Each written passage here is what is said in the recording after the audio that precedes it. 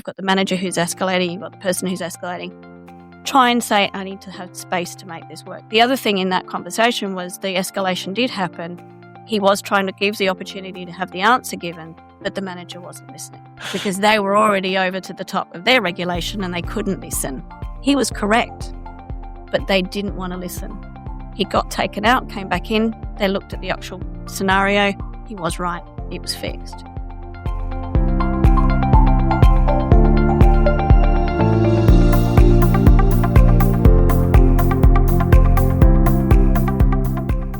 Welcome back to Cyber Voices, the official podcast of the Australian Information Security Association, but you probably know us as AISA.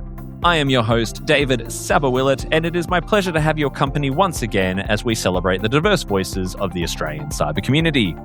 This episode is coming to you from AISA SydneySec, and I am delighted today to be joined by Christine Ferguson.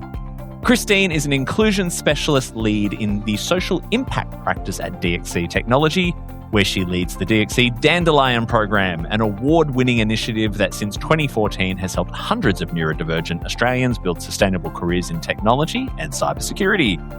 Her work brings together inclusive design, workplace accessibility, and neurodiversity strategy, and it is shaped by both her professional expertise and her own lived experience. As an advocate, speaker, and trainer, Christine is focused on moving us from awareness to action so that neurodivergent people are not simply included, but genuinely recognised for the strengths and contributions they bring. Her session, which she has just come off stage for before joining me here at SydneySec, was Neurodiversity in Cyber, People, Pressure, and Performance.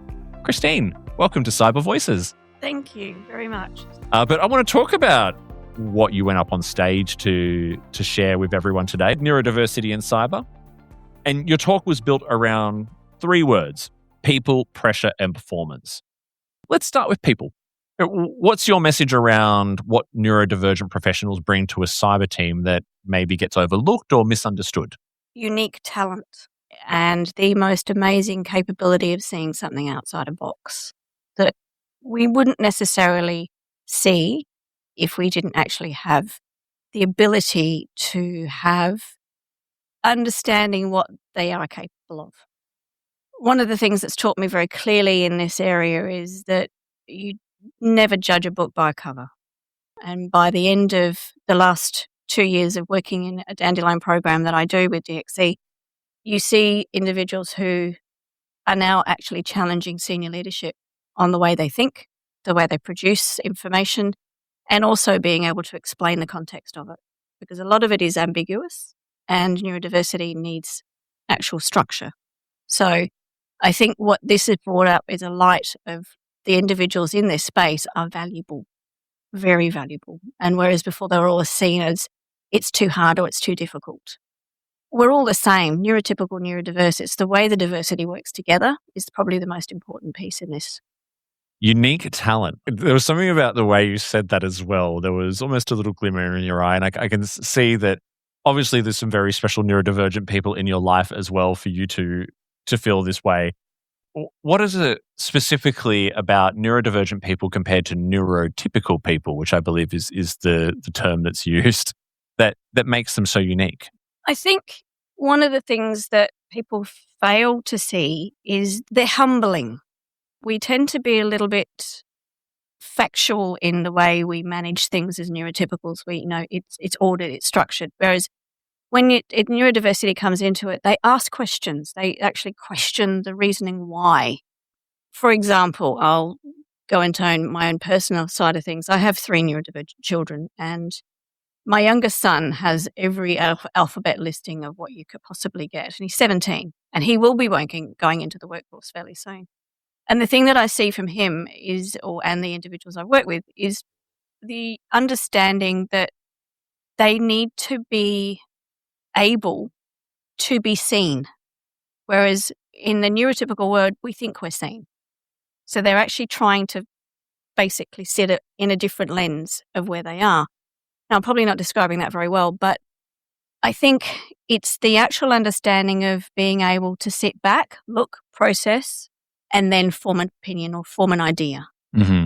Whereas we always see as general managers, and what I come across every day is that, it's done that way. well, this isn't just done that way. We need to understand why. We understand the context of it. We understand why it happens. And that is why they are so valuable, because they pull it apart. They make it look different. And by the end of it, you have a completely different view or a different platform and a completely idea of diversity in the workplace because of them. For me, they need to be there. You need to be questioned. You need to have that understanding. They have I hate that environment where I say they and us and them, because we should be one. Absolutely. We should be one. I find the term sort of neurodivergent an interesting one, given that it seems that what we call neurodivergent and what is different is actually more common than people think. There are plenty of people who are probably undiagnosed, I'm doing air quotes for people listening, with some form of neurodivergence. So is it more that this is just part of the diversity of who we are as human beings than it is something you need to be diagnosed with? I don't think so, because I think we've all got an opportunity to understand who we are. I was only just talking to someone just then who's been working her whole life, for example, and I've got my brother in there as well. For 30 years of his life, he's been working in not in an IT world, but in an auditing area. And then he was diagnosed as such, and everybody kept saying, something's going on there. What's going on? He's very, very deliberate, but he's not good at that piece, and he's not good at social. Well, you aren't, because your brain is focused in one area. And the understanding of where we are now, to your question, I think is really quite interesting, because we didn't have this knowledge before. We didn't understand, we just did. And now we have a lot more understanding of how your brain works. And it is it's just complexity of what you do. And I really am very, very, very keen to say that everybody needs to know how their brain works. Because how do you get it done any other way? I know I'm not good at spreadsheets. That's who I am. My team know I'm not good at spreadsheets, but give me visuals, I'm fine. So it's actually how we can communicate the way we need to work to get better productivity, and also that whole inertia of being comfortable in your role. Mm-hmm. So I think, to get back to your question, which I haven't really answered that well, is I think it's more about how we get the understanding from the beginning to the end. Yeah, exactly. And they do say that, there seems to be more people with ADHD and autism now than there was 20 years ago. Yeah. That speaks to what you were just saying, which is we understand now. Yes. And more adults in particular are able to get this, again, quote unquote, diagnosis. But I have some people in my life as well who have received that adult diagnosis after a bit of a slog to get there, mind you, which I know there's some stuff at work to try and change that. It was one of the most liberating things that ever happened to them in some cases, because they're like, oh, now I understand. I mean, sometimes having a label for something can just be like, oh, well, now this helps me manage it because I understand why maybe I've never been able to fit into certain situations the way that others do, or I have this reaction and emotion in a different way. Yeah, absolutely. And socially, it's one of those things that's really hard for diversity to happen in this space, because they really want to be part of it, but it's just inertially the body is not regulated enough to go, I can't do that noise, or I can't do that. So one of the stories I'll say is we had a team that really said we should, go to a Christmas party, for example. And we got to the door, they froze. And we went, right, let's go for a coffee. But we need to be here. No, we don't need to be here. We can be at the end of the day, but you've been seen. You're here. That's all that matters. It's not about being the whole time and being uncomfortable. It's about being seen and go. Come back when you're ready. We just have to be able to communicate that. And that's human nature, but we don't do it well because we think we've got to conform to something. That's where I see the diversity piece come into it, particularly now where we've got more understanding of how our brains work. We don't have to rely on the frozen moments. We can actually understand what we need to do to make it different for each other. I think that's a good segue into the second part of your talk, which was pressure. And we are talking about cyber and tech, which is very demanding work. I speak from a place of experience there. So what does that pressure feel like for someone who is neurodivergent? And what does that masking or trying to fit into an environment that was not but doesn't feel like was built for them cost them? Enormous internal deregulation is the easiest way of describing. Your inertia builds so much so that the thought pattern is complicated and mixed, and the internal feeling of the body temperature goes up. You freeze. And at that moment when someone's yelling at you or saying it's got to get done at this particular pressure point, all it does, it make it worse. And it makes it 17 times harder when you're trying to mask that feeling and mask that process. And I've seen it firsthand where if we could just take that individual out, calm, let them regulate, come back in, it makes a big difference. And one of the things I was saying in my talk today was we just need to give people time to process, time to breathe, time to stop. Because yes, there's an urgency, but by getting so overwhelmed and so agitated by the understanding of how critical it is not going to help you, because the individual is not going to give you the right answer. They need to regulate. I've seen it firsthand. One of my dandelions was actually part of that in actual group. And it doesn't make any sense to have both parties completely off scale. You've got the manager who's escalating, you've got the person who's escalating. Try and say, I need to have space to make this work. The other thing in that conversation was the escalation did happen. He was trying to give the opportunity to have the answer given, but the manager wasn't listening because they were already over to the top of their regulation and they couldn't listen. He was correct, but they didn't want to listen. He got taken out, came back in. They looked at the actual scenario. He was right. It was fixed. I think the simple process of that is we do need to stop. We need to have breathing space, and we don't. We always think it's here, therefore it's got to go, and we've got to stop it straight away, and off we go. And I think in this space, we need to allow each other to have that opportunity to have time. I think of the advice that we get a lot in workplaces, which is don't react emotionally. And I imagine where the neurotypical executive function is not operating as it would for a neurotypical person around that regulation, that not reacting emotionally is a little bit harder. Very hard. Yeah. Very hard, because they think they're going to get told off or, penalized for something, or. And there's a big sort of failure and rejection kind Correct. of that kind of comes through there as well. Absolutely. And the difference in that is trying to de-escalate it and make sure that we don't get these points of failure and they don't get to that escalation point. So give each other space to breathe in it, an opportunity to stop that narrative getting higher. And also communication. We don't have that in the same way we used to. It's all fast action. We don't have the human touch. Mm-hmm. So I was bringing it back to being human in my talk, because we need to have it as a human base. And that communication is all very instant now as well. Whether you're working in the office or not, Teams or a Slack message that comes up and it's like, hello, can you look at this for me immediately? Can I have this by the end of the day? I mean, just that's hard for anyone. Exactly. Hey, we're taking a quick break from the conversation because I've got some news that is well worth your time. And that is that CyberCon 2026 is landing once again at the Melbourne Convention and Exhibition Centre, the 14th to the 16th of October 2026. This year's theme is Empowered Together, and the program is living up to it, and tickets are already selling fast. And with a lineup like this, it's no surprise. We've got Sir Tim Berners-Lee, the man who invented the World Wide Web pretty much, Jen Easterly, CEO of RSAC and former director of CISA, and Jason Clinton from Anthropic, taking us inside the work of securing frontier AI. Plus many, many more, including Karen Elazari, Jeff White, Freaky Clown, and more than 450 sessions across keynotes, technical deep dives, policy, and emerging tech. Then, of course, there's the multiple villages, the famous block party, and 5,500 of your peers all in one place.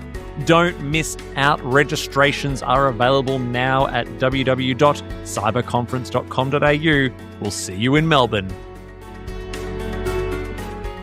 But I guess that brings to the performance piece. Ultimately, that's kind of the outcome is what is the right performance here for a person in this space. So when a workplace gets this right, and it sounds like you've been doing a lot of work in your workplace, what actually changes both for the individual and for the organization? Productivity, a space to feel like they actually belong. Understanding. One of the things that's been very valuable is communication with leaderships and teams and mentors so that they actually understand there is a platform for everyone to be open about it. One of the things that I actually hate that. Don't like One of the things that I found was I was working with 2 individuals, and those 2 individuals had to have the whole team understand because there was a second group coming in. I made meetings with all of them. Then I got the management involved. So it spread. So that conversation moved, and it gives space to actually have that performance move. It also made the whole team more productivity, more understanding, have an opportunity for everybody to have a voice, not just one person. So the performance increased. The managers were happier. The space was a nice place to work in. And they all are now in that group still thriving. And the wonderful thing afterwards, they had this training session that they were doing. When they came off the training session, they knew what each other worked like. So they could perform better on both sides. It's such a basic, or it feels like it should be such a basic form of communication. Yeah. One of the things within this team I've actually worked with recently is I've actually developed an assessment that works with that idea of pulling all those accommodations down. If you know the accommodations from your team, how easy is it going to be to work? And this is personal opinion here, that they're keeping flexible working arrangements alive. Absolutely. In a post-COVID world are so important, because I know even I benefit from it. Just I couldn't imagine being in the office 5 days a week anymore. Absolutely. And, it's also that level of consistency when you've got some neurodivergent staff don't perform well during the day. Yeah. They actually perform in the afternoon. So they do their best work from 3 o'clock onwards.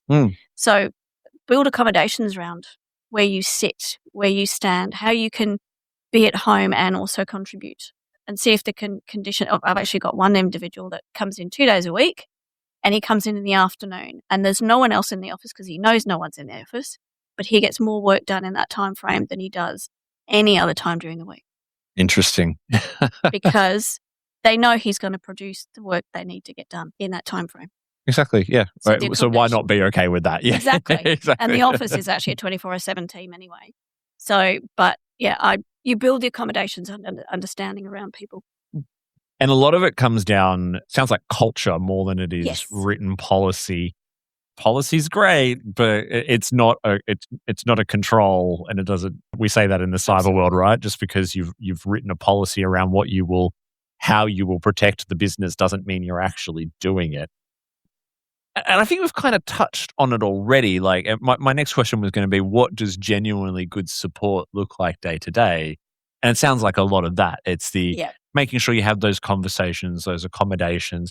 I think for leaders, if I'm reading between the lines a little bit, also creating the space where your people will feel open to come and talk about what they need. Absolutely. And, through awareness, through understanding this process, I've actually got senior lead management now coming to me and saying, we've worked with our staff for 20 years. We now understand how they work because of this and the culture it's created such a safe space.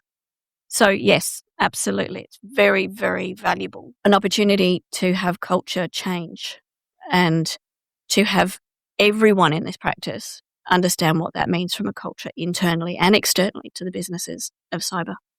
Now at DXC, you've started the Dandelion Program, and I can see you're wearing a lanyard at the moment, which it's green, but it's got lots of beautiful dandelions pictured all over Sunflowers. Sunflowers. Yeah, this is a sunflower lanyard. It's actually a disability lanyard. Firstly, Dandelion Program. DXC Dandelion Program was first brought out 11 years ago now. It started in 2014. We've had over 350 individuals through the program around the world. We've had individuals that have gone through Poland, Bulgaria, England, Italy, New Zealand, Australia, of course. But we're just about to start one in Egypt, in the Middle East. And that starts on Monday, actually. So we have the most amazing program to align with support networks for onboarding and delivering individuals who are neurodiverse into workplace practice. The program runs for between 1 and 2 years. And in that time, they're supported by someone right beside them who works with them to go through the program with the managers and the team. And hopefully at the end of it, they get roles. Now, the cohort I've run through with the last 4 cohorts have all got roles and are thriving in the business. So, and they work for either external clients or internal clients, depending on how they run the program. That's incredible. And for it to have had such longevity as well. Now, you also, let's touch on what are the sunflowers? Okay, that you got on your lanyard? Yeah, sunflowers is actually a hidden disability. I have dyslexia. Right. Disclosing. And it's one of those delightful things that can impact reading and so forth. As I said in my talk, I grew up in Nigeria and had a very checkered, interesting childhood and all different schools. And I still now, at age I am, look at documents and say, that doesn't make sense. So I go back and actually have a look at them and get my staff to look at my talks actually and just said, could you please look through it so that the words don't land the wrong way or things. And that's what the hidden disability is. So they do actually have a support network as well, and I'm a support for the staff in the actual business as well. But being here, I wanted to actually wear the lanyard so that people could see that it's not just a foreign object, it's very real. And to be out there is needing to be out to be shown to businesses. Is the lanyard a way of helping start a conversation? Yes. Yep. Because we are looking into the sunflower lanyards for CyberCon this year. Perfect. Very valuable. Which I'm really excited about. People who are not living with a disability have asked that question, like, well, is it meant to start a conversation? Like, do they want people to come and ask? Like, what do we want to do? It's a recognition as well. Well, yeah. I mean, I wouldn't be seen as if I have. I mean, a lot of people see disability as a different process. You're in a wheelchair or something. That doesn't necessarily mean that they have a disability that you can't see. So the conversation starter is I see you wear a disability. It's a lanyard. Even down to the completely not necessarily related. I was coming on a plane to Sydney. And there was a little girl in the lane with me. And she said, you've got a lanyard like me. Oh. And I said, yes, I have. We're the same. That's so sweet. So it's the connection. Yeah. It's the opportunity to have people say, oh, okay, we can ask. Or you don't have to ask. You can see. There's a difference. And visibility is huge. Is huge for anyone living with a disability, either visible or invisible, or people with neurodivergence. Final question for you before I let you get back to enjoy the rest of the day. For leaders and managers who may be listening today who want to do better, what's one small thing that they could change that would make a real difference? Listen and be open to conversation. Easy. I think that's probably the most valuable piece, even from what I've just heard upstairs in the talk I've just done, is be open to this idea, because believe me, you will have the most valuable outcome at the end of it. And I think the most important information I could probably pass on is I've seen it firsthand, and everyone has a unique talent. We just need to bring it out in the people that are in this space. That's beautiful. What a wonderful way to end. One of the most important reasons why I love to bring topics like this onto the podcast, even because we're not talking about phishing emails or attack surfaces and vulnerabilities and all that kind of stuff, but we are talking about people. And one of the things that's come through really clearly over the last few weeks and months on this podcast with some of the guests we've had is that at the core of everything we do, it's always about people. Now, so if this conversation has resonated with you, please make sure that you leave us a 5-star review on your podcast app of choice. It does help others find the show. And if you think that there's something in Christine's message that someone in your life, maybe a manager, a friend, needs to hear, do share it with them. And you can hear other amazing speakers like Christine at our other upcoming SEC days. We've got Darwin on the 10th of September and Perth on the 18th of November. You can get all the details at aisasecuritydays.com. That was a really, really good talk. Christine, thank you so much for sharing your voice with us today. Thank you.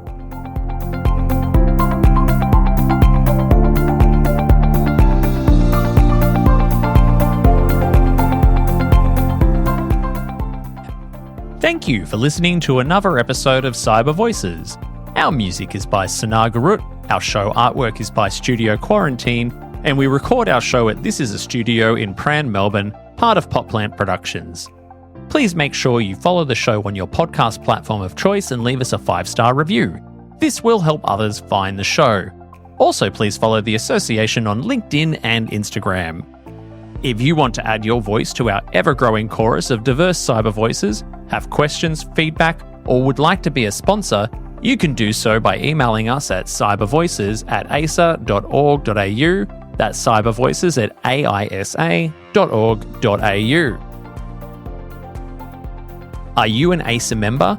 If not, you should consider joining our network of over 12,000 members across Australia.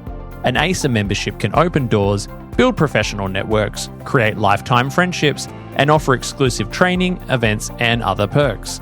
Become a member today by heading to our website at aisa.org.au.